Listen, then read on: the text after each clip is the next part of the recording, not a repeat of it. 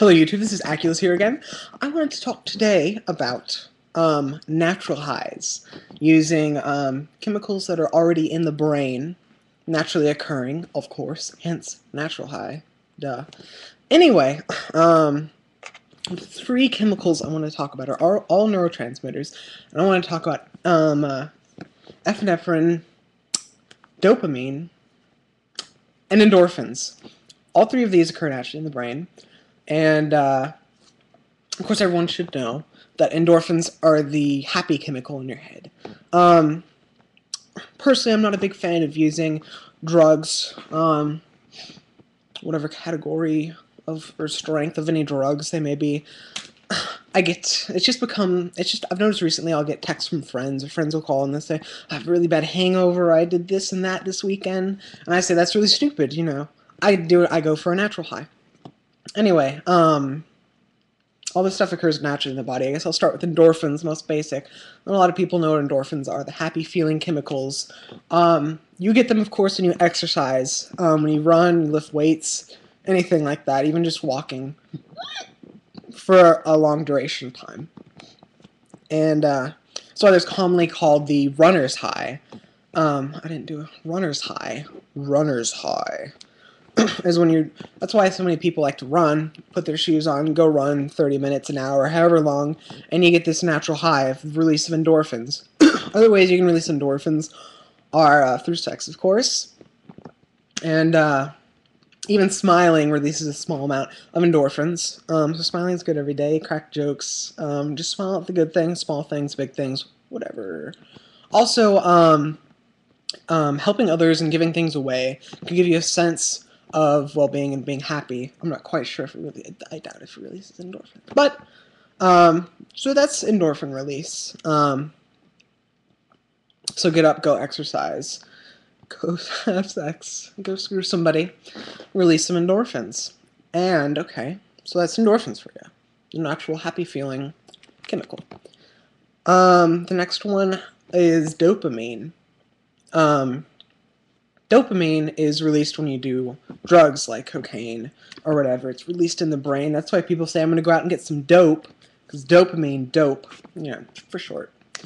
So that's where they get that connection from. I forgot to mention another thing with running. It's tied to staying healthy and young, of course. That's why everyone's advocating for, you know, the whole get out 30 minutes a day. And running has actually been shown to increase the number of newly born neurons within the brain.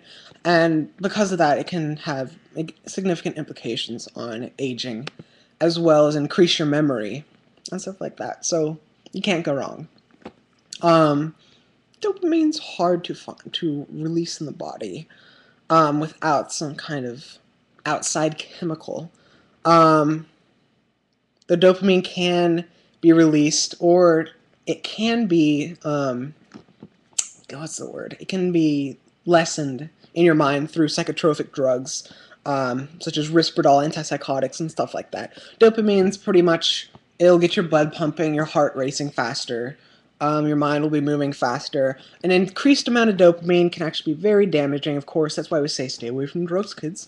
Dopamine actually has been discovered in fruits when they are browning. It's actually find small traces of dopamine in that.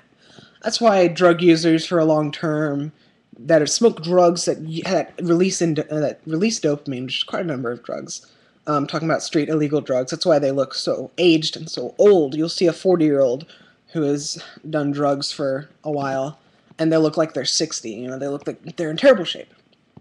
Moving on to the next thing, epinephrine, which is the scientific term for adrenaline. You know, of course you hear adrenaline junkies, people love to bungee jump, skydive, you know, stuff like that, risk takers. Let's see. So adrenaline is released, you know, it's the fight or flight. It'll be released in your brain, heart rate will increase, you'll think faster, things might seem to slow down for a little bit. And adrenaline, supposedly is released, well, it probably is released. A lot of cutters, people who cut themselves or self-mutilate, burn, or whatever, so, endorphins and adrenaline are released when you cut, because you know, you have your fight or flight thing, or if you get in a fight, or if someone punches you or cuts you or something, then boom, you get some adrenaline to your head. You can move faster, think faster, process things. Adrenaline's also released when you hear loud noises, flashing lights. If you ever feel like you're in danger or something, if you get in a car accident, you get a jolt of adrenaline. When someone's in shock, they're probably getting massive amounts of adrenaline just pumped into their veins because you have to deal with all this stuff. When you have adrenaline pumping, I'm not sure, you might not feel pain quite as much, just because you have another chemical going through your brain. And that's probably going to likely lessen the amount of pain and process things a lot faster. So adrenaline's pretty basic and it's easy to know what situations could release adrenaline. If someone comes up to you and they point a gun at you, you're going to freak out, boom, you know, my spidey sense is tingling, kind of thing. Anyway, that's all I got. I've been busy working on this other video, got lots of stuff going on. Thank you for watching, and that's all I have today. For my wonderful fans and subscribers, whoever watches this video, message me, inbox me, leave some comments below. My question to the viewers is, how do you get your natural high? It doesn't have to be running, it could be painting, or any kind of hobby you like. So, that's all I have for y'all today.